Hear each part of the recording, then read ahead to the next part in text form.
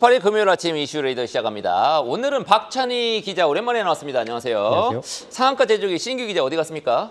오늘 잠깐 일정이 있어서 제가 대신 나왔습니다. 예, 휴가 갔다 오려고요. 네. 자, 우리 오늘장 우리 투자 키워드 4개 보겠습니다. 네이버 웹툰 10만 전자 아마 삼성전자 얘기하는 것 같아요. HVM 다음 주 주요 일정 한번 쫙 보겠습니다. 첫 번째. 네이버 웹툰 엔터테인먼트 지금 미국 뉴욕 증시에 간밤에 상장을 했죠. 성공적으로 데뷔를 했습니까? 맞습니다. 오늘 네이버의 자회사이자 이 네이버 웹툰을 소유한 웹툰 엔터테인먼트가 WBTN, 일명 이 웹툰이라는 이 티커명으로 미국 나스닥 시장에 상장했는데요. 종가 기준으로 9.52% 상승했고 시간의 거래에서도 4% 넘게 오르면서 나름 성공적으로 데뷔를 마쳤습니다. 네이버 웹툰의 공모가는 희망밴드 상단인 21달러로 책정이 됐는데요. 이를 시가총액으로 환산하면 3조 7천억 원 수준인데 종가 기준으로는 4조 500억 원까지 불어났고 지금은 더 올라가고 있습니다. 이번 상장은 국내 투자자들에게도 좀 굉장히 중요한 이벤트인데요. 그도 그럴 것이 모 회사인 네이버의 주가가 최근 라인야후 지분 매각 이슈 여파로 연초 이후 26%나 급락하는 등 좀 부진한 모습을 보이고 있기 때문에 네이버 웹툰 상장이 네이버 주가에 좀 변곡점이 될 수 있을지 주목하고 있는 겁니다. 네이버는 전날 52주 최저가를 기록하기도 했습니다. 증권가에서는 이번 상장이 네이버에 대한 투자 심리를 끌어올릴 수 있을 것으로 보고 있습니다. NH투자증권은 이번 상장으로 네이버의 글로벌 사업이 다시 활성화될 것이라면서 주가에도 좀 긍정적으로 작용할 수 있다라고 평가를 했는데요. 이번 공모로 네이버 웹툰이 조달하게 될 자금은 4,400억 원에 달하는데 네이버 웹툰이 공모 자금으로 글로벌 사업을 확장하고 매출을 끌어올리면 이것이 네이버 전체 매출 성장에 좀 기여할 것이다라는 분석입니다. 또한 네이버 웹툰의 공모 물량이 전체 주식의 11.8% 수준으로 굉장히 좀 적기 때문에 상장 이후 주가 급락이 나오지 않고 공모가 위에서 좀 유지될 것이다라고 전망도 했습니다. NH투자증권은 네이버의 매수 의견과 함께 목표 주가로 이 기존에 제시했던 28만 5천 원을 유지했습니다.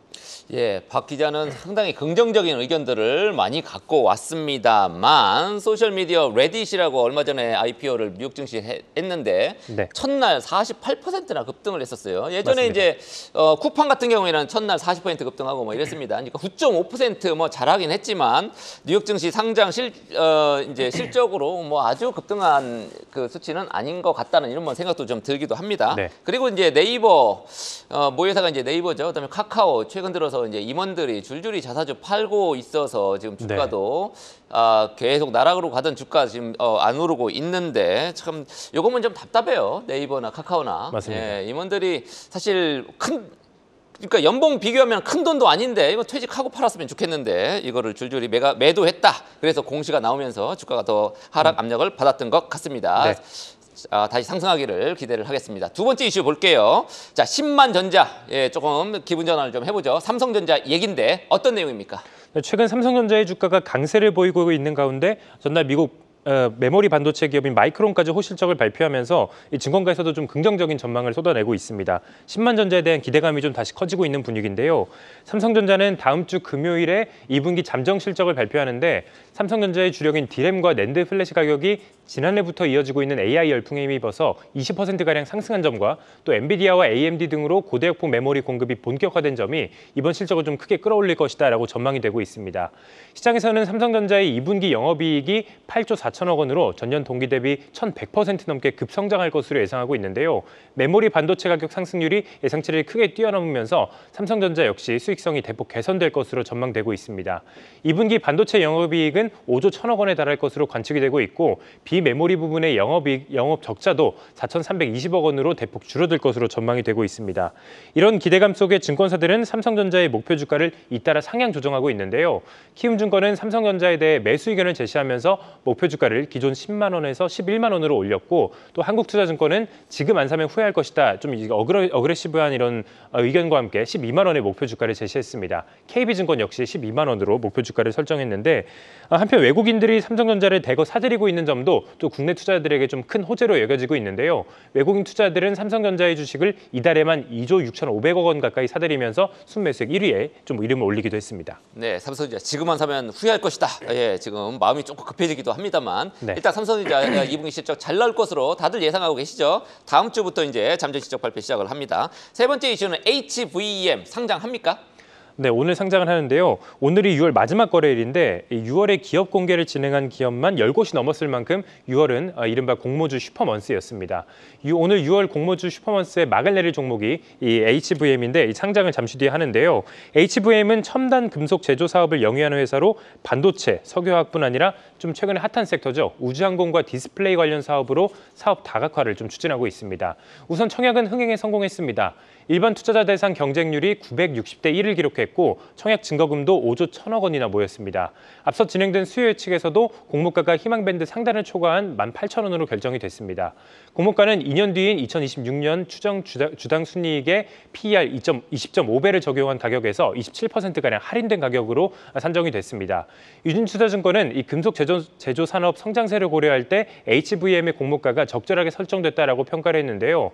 올해 매출과 영업이익이 전년 대비 각각 38%, 140% 넘게 성장할 것으로 전망했습니다. 다만 산업 특성상 단일 고객사에 대한 의존도가 좀 높다는 점은 주의해야 한다고 지적을 했는데요. 즉 실적 변동성이 다른 산업에 비해 상대적으로 좀 클 수 있다는 겁니다. 그리고 또 하나 걸리는 점이 있는데 HVM이 기술 특례 상장으로 코스닥 시장에 데뷔한다는 겁니다. 왜냐하면 기술 특례 상장주들이 상장 이후 주가가 좀 급락세를 보였기 때문인데요. 대표적으로 과거 파주 사태를 꼽을 수 있습니다. 또한 지난 2월에 상장한 코셈도 4개월 만에 주가가 절반 넘게 하락했고 지난달에 상장한 민테크도 한 달 만에 30% 급락했습니다. 따라서 공모주 청약에 당첨이 됐다면 상장 직후 매도했다가 추후 주가가 좀 안정이 되면 다시 매수하는 방법도 조금 좋은 방법이라고 생각이 됩니다. 이 밖에 상장 후에 주가 유통 가격 가능 물량도 전체 주식의 32%로 좀 적지 않다라는 점도 체크해 보면 좋을 것 같습니다. 네, 보유예수 물량도 뭐 나올 것 같고 그러니까요. 다들 공 상장 직후 매도하는 전략 뭐 다들 쓰고 계시긴 할 것 같긴 합니다. 네. 자, 오늘 2분기 마지막 날입니다. 다음 주부터 이제 3분기가 새로 시작이 됩니다. 다음 주 일정 어떻게 됩니까? 주요 이벤트들 소개해 주세요. 네, 하반기에 들어서는 만큼 다음 주 초에도 좀 굵직한 이슈들이 있는데요. 국내 투자자들이 주목해야 될 이슈들을 요일별로 추려서 정리해봤습니다.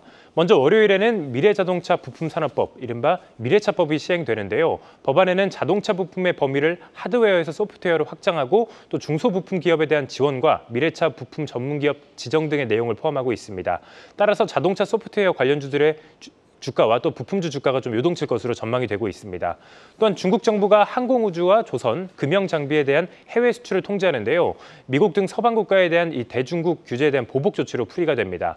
국내 기업의 반사이익을 기대해 볼 수 있겠습니다. 그리고 홍콩 증시가 홍콩 특별행정구 수립일로 좀 휴장하는데요. 미국 독립기념일과 좀 비슷한 맥락이라고 보면 될 것 같습니다.